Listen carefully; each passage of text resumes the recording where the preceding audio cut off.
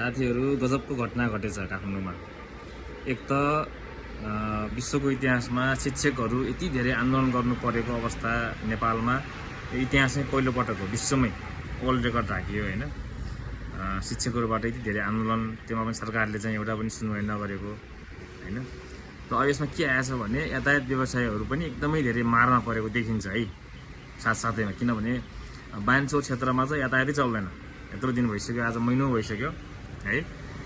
त्यही भएर यातायात व्यवसाय चाहिँ के भन्छन् भने अब तपाईँहरूले 4 दिनभित्रमा चाहिँ यो सडक खाली गर्नुहोस्, नत्र भने हामीले पनि तपाईँको जस्तै आन्दोलन गर्छौँ, बाटो खोल्नु पर्यो भन्ने कुरा आयो।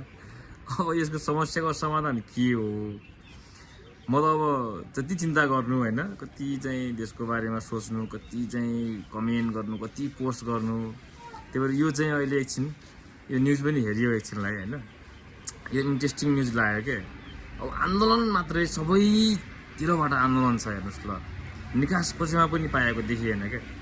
आन्दोलन गर्ने मान्छे, ग्रुप, संस्था होइन, दलदेखि लिएर हरेक चाहिँ आन्दोलन गर्ने, तर निकास भन्ने कुरा छैन है।